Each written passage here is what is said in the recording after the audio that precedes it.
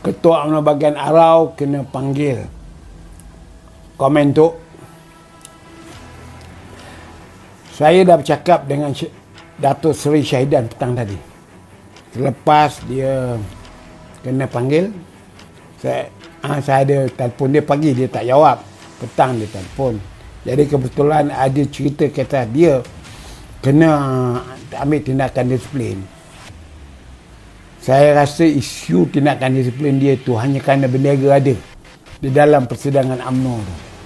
Saya beritahu dengan Syahidan tadi. Saya kata, kenapa you tak jawab dengan lembaga disiplin? You bukan ketua UMNO bahagian kosong. You menteri. Menteri Kerajaan BN Perikatan Nasional. Dalam kerajaan, Perdana Menterinya Ismail Sabri Yaakob, ada menteri daripada Parti Bersatu. Dari itu apabila you tunjukkan gambar you, bendera tu, selagi you tak berucap, apa jadi masalah dia? Kerana you menteri. Jadi kalau kata salah pun tak boleh dikatakan salah. Kerana dia seorang menteri yang dalam jemaah menteri dia ialah ada parti berbunga. Itu sebab saya kata dengan dia, patut lembaga disiplin ambil tindakan pada semua menteri UMNO ni. Kerana bersebahat dengan parti bunga, Parti Bersatu ni. Kata lebih baik. Jadi bagaimana sekarang? Apa nak jadinya cara fikir lembaga disiplin, ibu pejabat UMNO ni? Otak mereka di mana? Katalah Syahidan Kassim sekarang selaku Menteri Wilayah Persekutuan. Jadi dia kena pergi ke satu majlis yang dianjurkan oleh Parti Bersatu. Kalau ikut cara tindakan disiplin yang dibuat oleh lembaga disiplin UMNO tu, dia kena patut ambil tindakan disiplin. Kerana hadir dalam satu program Parti Bersatu. Jadi kita kena pisahkanlah bahawa Syahidan itu selaku Menteri Kerajaan Persekutuan yang ada Parti Bersatu di situ. Ada PAS di situ. Jadi di mana nak diambil tindakan disiplin? Kalau Syahidan Kassim tidak ada apa jawatan dalam kerajaan, saya setuju dia ambil tindakan. Gila apa kamu pergi pasang bendera PBM dalam mesyuarat perwakilan UMNO bahagian you? Atau dalam Dewan UMNO kamu ke? Kan? Itu perlu. Ini dia menteri. Jadi kita pun, ahli UMNO di bawah ni pun, saya pun bingung juga memikirkan you. Macam mana ni? Macam mana? Ismail Sabri Perdana Menteri. Dalam parti dia ada PBM. Tiba PBM panggil dia dalam majlis Parti Bersatu. Nak kena ambil tindakan disiplin ke tidak? Ini soalan dia. Okey, di teknik.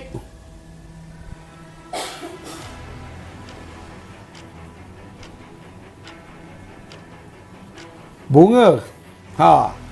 Ini Cik Bunga ni orang Persatuan Veteran Tidak Berpencen. Bantu veteran tidak berpencen, Datuk. Ramai yang kritikal, tinggal selai sepinggang. Bunga, kamu senaraikan nama, buat profil berapa banyak veteran yang terlibat dalam banjir, termasuk gambar dia, kerosakan dia, pergi minta dekat bahagian haluan veteran Tentera Kementerian Pertahanan. Takkan tak boleh tolong. Kita beli senjata belia setahun. Syarikat-syarikat yang dapat supply kapal terbang, kereta kebal, bom dan sebagainya ni, takkan boleh tak bantu. Jadi cara nak membantunya, gunakanlah tentera veteran ni, apa ni, bahagian veteran ATM ini. Jangan kita tak tahu menggunakannya. Apa sumbangan dia. Okey, Bunga. Lama tak ada khabar Cik Bunga saya ni.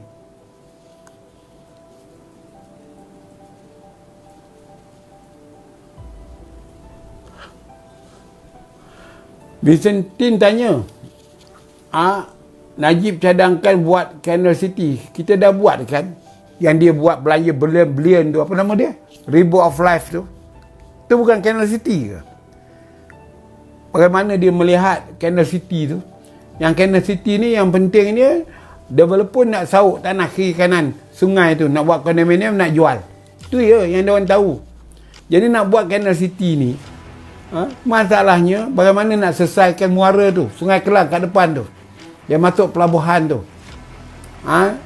Jadi kadang-kadang Najib ni dia fikir dia malas saya nak cakap lah. Tapi pada saya lah, tak perlulah nak buat Canal City sekarang. Yang kita nak buat sekarang ni, saya dah berapa kali kata, tadi pun orang beritahu saya bercakap dengan kawan saya tu, masalah kita ialah pengurusan hutan.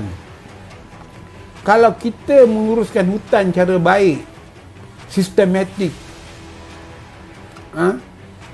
kita bersihkan hutan selepas kita pembalakan, tak meninggalkan sakit baki balak di hutan tu, tontowong ke apa ke, kayu-kayu yang tak laku oleh pembalak,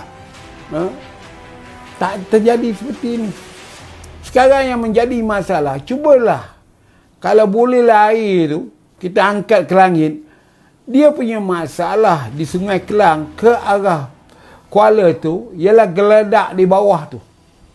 Geladak yang tersekat di bawah Sungai Kelang tu. Segala sampah sarap, segala benda berat dah ada kat situ. Jadi apabila sungai tu dah ada daki yang tinggi, maka sungai tu menjadi cetek, tidak dalam. Jadi yang patut dibuat sekarang ni, kerajaan kena bertindak mendalamkan sungai dan tarik balik segala sampah sarap di dalam dasar sungai itu. Sebab puncanya sungai kita ni antara tebing dengan perumahan itu dah sama level dah. Macam mana? Tak banjir. Jadi isunya ialah pengurusan sungai dan pengurusan sampah yang masuk ke sungai, yang menyebabkan sungai menjadi bahasanya menjadi tidak dalam. Faham Sintan? Itu pandangan saya lah.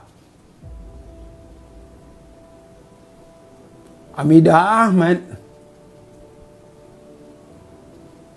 Hamdan Isnan, terima kasih Hamdan.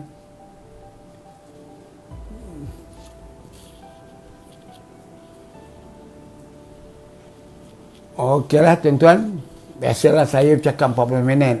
Saya nak bercakap 2 jam, 3 jam, tak ada. Saya dah sampai kepada mesej yang saya nak sampai pada malam ini. Jadi kepada mereka saya ucap terima kasih yang berikan komen, dan kepada mereka besok dan seterusnya tak dapat lagi mengikut saya, tak ada lagi dapat nak komen dalam live saya untuk nak maki hamun saya, atau nak terjah saya, maknanya anda sudah diterajang keluar dari Facebook saya. Sekian, terima kasih. Assalamualaikum warahmatullahi wabarakatuh.